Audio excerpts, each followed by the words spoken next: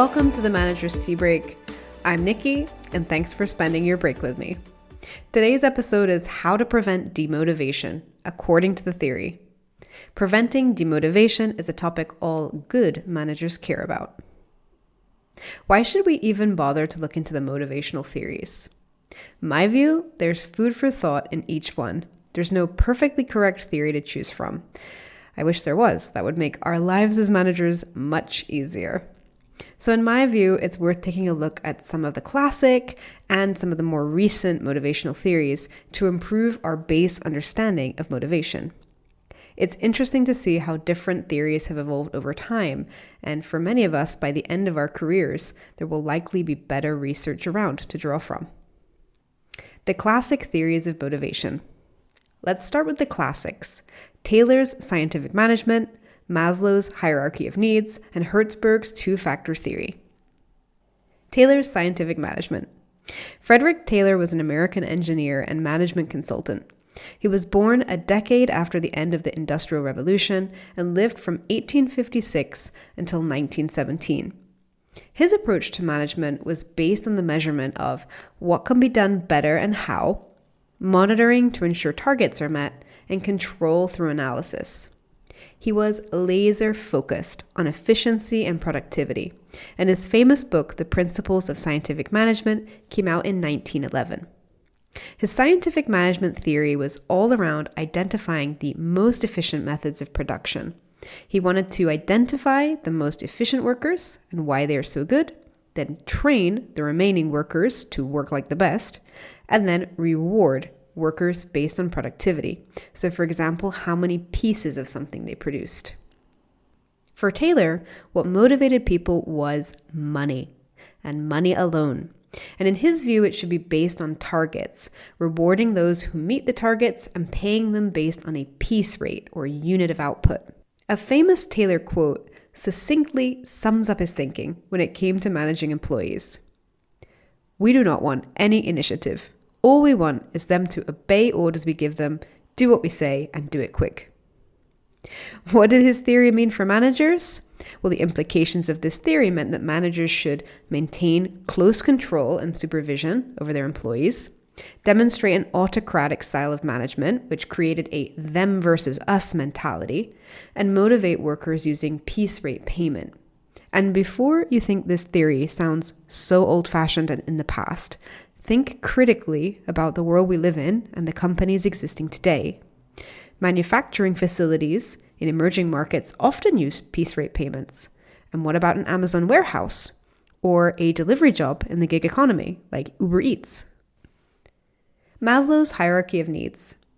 Abraham Maslow's hierarchy of needs is probably the most famous motivational theory. It was highly influential both at the time and still today. Maslow's A Theory of Human Motivation was published in 1943 and centered around the idea that people have 5 sets of needs which come in a particular order. How did that translate into something managers could use in the working world? For managers, the needs and levels for their employees would look something like basic needs, food, shelter, safe working conditions / job security, feeling wanted, a sense of belonging, being part of a team, self-respect, level of status, and at the top, intellectual needs, fulfilling potential, achieving targets. Only once a lower level of need has been met would a worker be motivated by the opportunity of having the next need up in the hierarchy satisfied. The main takeaway for managers, therefore, was that a business should offer different incentives to workers in order to help them fulfill each need and in turn progress up the hierarchy of needs. Criticisms of this theory in the workplace is that it assumes everyone has the same needs. People's perception of what is important at work will still vary, and it's not realistic that most employees will reach the top of the hierarchy. Hertzberg's two-factor theory. The next psychologist, Frederick Hertzberg, strongly disagreed with Taylor's approach. He was much more convinced about the importance of non-financial factors. Hertzberg's two-factor theory was developed in 1959 and consisted of 2 dimensions: motivators and hygiene factors. Motivators are factors that directly motivate people to work harder, for example, responsibility at work or achievement and recognition. Hygiene factors are factors that demotivate if not present, but do not actually motivate employees to work harder. For example, pay and other financial rewards or working conditions. Hertzberg suggested that managers should motivate using the motivators and ensure all hygiene factors are met. In his view, if you hadn't got the hygiene factors met, then trying to motivate would be an uphill battle. So some of the motivators that Hertzberg saw was achievement, recognition, the work itself, responsibility, advancement, and growth. And the hygiene factors, or the potential demotivators, were bureaucracy, relationships, work conditions, status, salary, and job security. Two motivators in particular that he suggested to focus on was everything around job enrichment and empowerment. Job enrichment was the wider variety of tasks, greater complexity and challenge, managing your own workload, and having a greater sense of achievement. Empowerment was more responsibility and autonomy, allowing employees to make decisions independently with less supervision and showing trust. Side note, empowerment as a concept didn't really emerge until the 1960s, so he doesn't use the exact same term in his paper. Hertzberg believed that certain motivators or hygiene factors may be more or less important depending on an individual's personal and professional context. So for me, for example, maybe growth is my biggest motivator for now, but for one of my peers, maybe it's the recognition. So it's important for a manager to consider the individual. One of the main criticisms of Hertzberg's theory is that if hygiene and motivators are of equal importance, then why are both not capable of motivation? Another criticism is that it merges together satisfaction and productivity. And while it might be true that being satisfied makes you work harder, Hertzberg only investigated satisfaction levels and not work output. More recent motivational theories. Now we've had a look through the classic theories of motivation, let's take a look at two more recent ones, equity theory and expectancy theory. Equity theory was written by someone still alive today. However, John Stacey Adams' job motivation theory was published back in 1963. Equity theory is all about how you have inputs and outputs, and those are balancing. So for example, you come to a job with certain inputs. You have a college degree, you have a number of years of experience, etc. And you receive from your job a number of outputs like salary or recognition.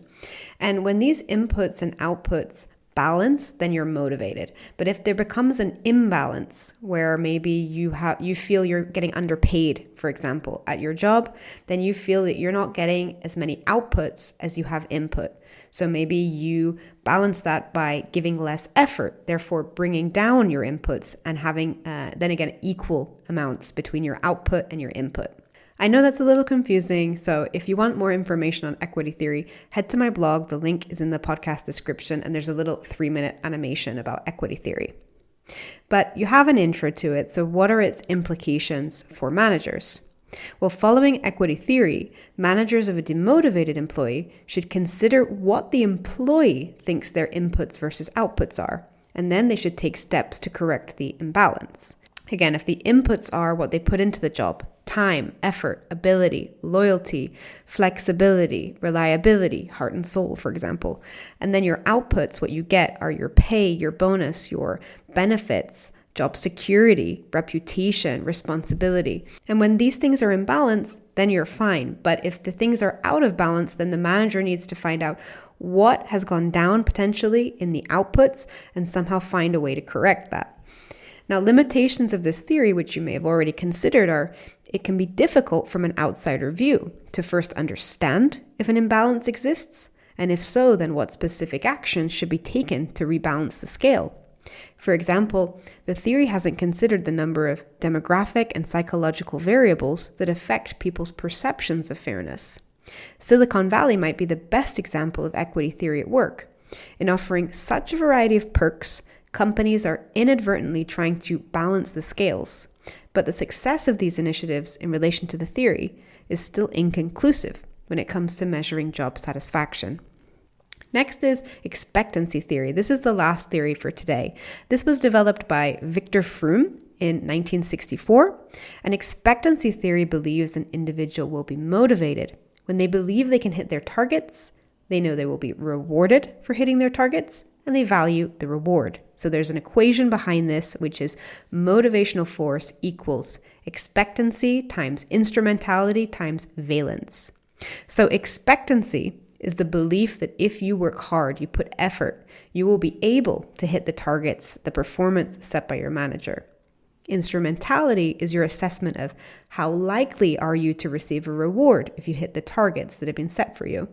And valence is your perceived value of the reward, which can be positive or negative.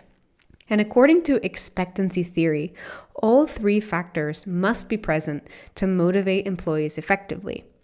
One of the major upsides to expectancy theory is how simple it is, because essentially the employee is asking themselves, can I hit my targets if I work hard?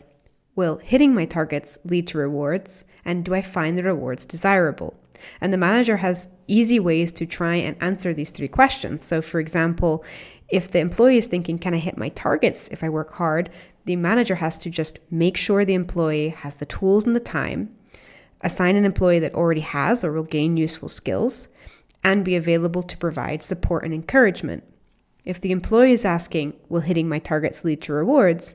The manager has to simply be clear about what the reward is and how to achieve it, and be open about how the rewards are allocated. And of course, for the employee asking, do I find the rewards desirable? The manager has to ensure the rewards are wanted. But that simplicity is also a downside. For example, this theory ignores external factors, i.e., someone with issues in their personal life is probably going to underperform no matter what rewards are on offer. And it's difficult to implement as well in a large organization, so at scale.